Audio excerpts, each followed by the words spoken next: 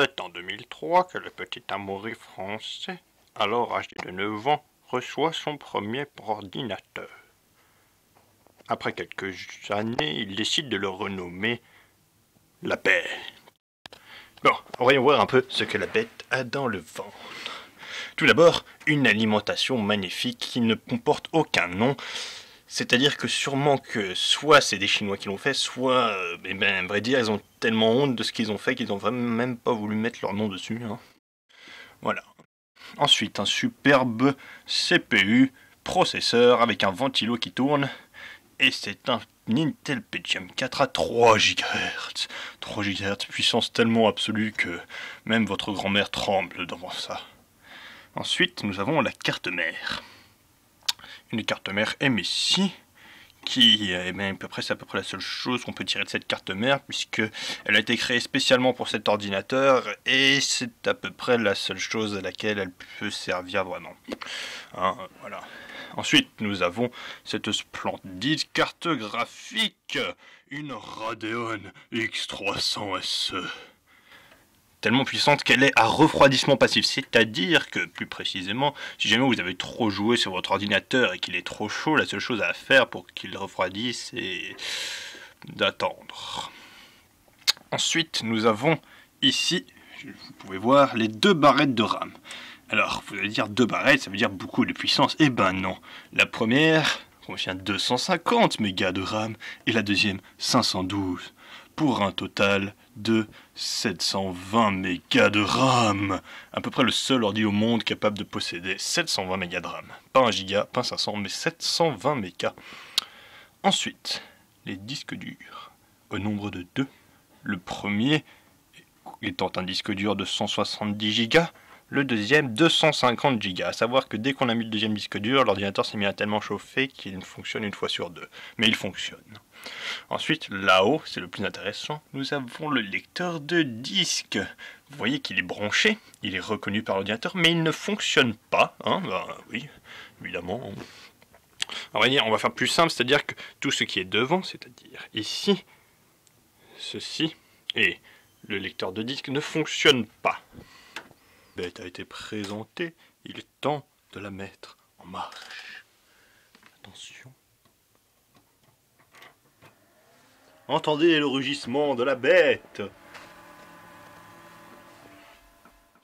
Ensuite, nous pouvons observer le superbe écran de fonctionnement de la bête. Voilà. En sachant que cet écran a la particularité incroyable d'être tellement sombre que déjà là il a le contraste au maximum. Et même avec le contraste au maximum, on voit pas grand chose. Alors là, vous avez droit à l'un des allumages de l'ordinateur les plus rapides que je n'ai jamais vu de ma vie. C'est tout bonnement incroyable. Observez bien ceci, ça n'arrivera pas plusieurs fois. Donc nous allons un peu décrire la bête pendant qu'elle est entrée dans sa phase d'hibernation primaire. C'est-à-dire que l'écran est tout noir pendant à peu près 4 à 5 minutes. La bête a quelques particularités. Tout d'abord, la bête peut servir d'instrument de musique. Entendez ce doux son. Secondo, la bête a une volonté propre. Elle s'allume quand elle veut, et elle s'éteint quand elle veut. De même, comme vous pouvez le voir, avant de s'allumer, elle entre dans une phase d'hibernation durant de 4 à 5 minutes.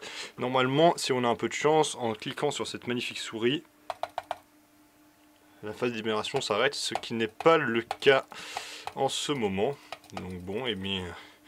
En attendant, nous allons décrire un peu tout ce qu'il y a autour de la bête. Tout d'abord, ce magnifique clavier, qui est carrément plus puissant que l'ordinateur en lui-même, je crois. Voilà. Ensuite, une manette là-bas, qui date elle aussi de... Non, elle date même pas de 2003, elle date de 2000. Mais elle marche parfaitement. Elle est même magnifique en plus. On peut même changer la couleur du voyant de vert à rouge. On a aussi ici une souris Logitech, qui est tellement sensible que même le poids de ta main réussit à faire appuyer le clic. Et la technologie la plus avancée, c'est bel et bien pas la souris, mais ce magnifique tapis de souris avec un masseur pour les mains. C'est juste magnifique. Alors, nous allons voir si l'ordi a bien voulu s'allumer. Non. Eh bien, non. Bon bah, je vous retrouve dès qu'il s'est allumé. Alors voilà, la bête est enfin en marche. J'ai aussi lancé iTunes tout simplement parce que ça prend pas aussi 4 à 5 minutes à se lancer, hein, donc le voilà. Alors, c'est là que vous allez voir la plus grande particularité de la bête. Elle est capable de remixer de la musique toute seule. Comment? Prenons par exemple cet album de Stratovarius. A savoir déjà que, étant donné que, si vous vous en souvenez bien, le lecteur de CD ne marche pas, et que je possède le CD ici, j'ai dû prendre le CD sur notre ordi, le mettre les musiques dans un fichier, dans une clé USB, prendre la clé USB, ne pas la brancher devant, parce que devant, je vous rappelle que ça ne marche pas, la brancher donc derrière, mettre les fichiers là-dedans, et ensuite les mettre sur iTunes, tout simplement. Ensuite, nous allons lancer une musique. Prenons par exemple, n'importe laquelle, celle-là. Alors déjà, si elle veut bien se lancer. Remix Maestro.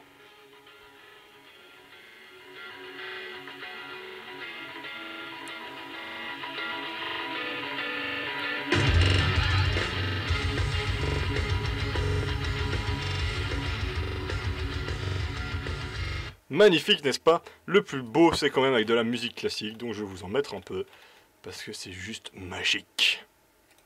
Hop là.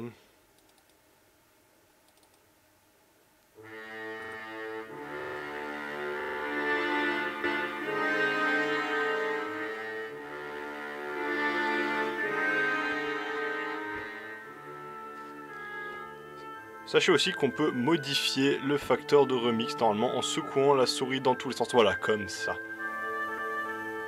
Plus on secoue la souris, plus la musique est remixée. C'est tout simplement magique, c'est le seul ordinateur au monde à faire cela.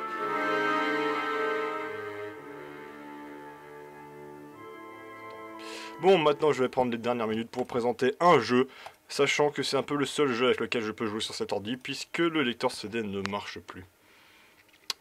Attention. J'ai cliqué sur le truc, hein. Il n'y a plus qu'à attendre. Hein. Profiter de superbes fonds d'écran, en sachant que je n'affiche pas les éléments du bureau, simplement parce que si je le fais, sa l'hibernation est allongée d'à peu près 5 minutes de plus. Bon, je pense que je reviendrai quand ça sera en marche. Me revoilà 5 minutes plus tard, avec Audio Surf, le jeu qui permet de surfer sur sa musique. Alors je vais cliquer sur le bouton pour mettre en plein écran, observer à quel point ça rame magnifiquement. Écoutez la musique aussi. Hein. Alors, on va faire juste une toute petite partie. S'il veut bien se lancer. Hein. Parce que voilà, on va prendre le plus simple. Ah, il rame déjà. Il bug complètement. Maintenant, il faut attendre que la chanson soit scannée. Et je pourrais vous montrer la puissance démentielle de cet ordinateur. Sachant qu'évidemment, les graphismes sont baissés au minimum pour que ça rame le moins possible. Hein. C'est parti!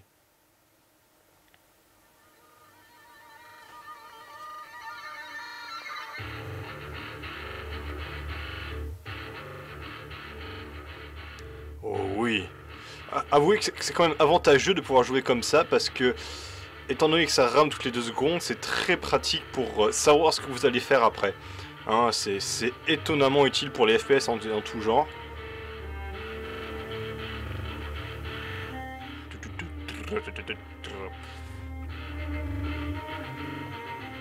Donc voilà, vous avez à peu près une idée de ce que... Ah bah j'ai appuyé sur échappe, mais ça... Ah si, ça marche. Donc voilà, je vous retrouve pour une petite poésie finale. Oh Asus, vois-tu la bête en souffrance? Entends-tu son râle incessant? Oh Asus, pourrais-tu redonner à cette bête sa puissance d'antan? Car elle est comme un gladiateur de 90 ans.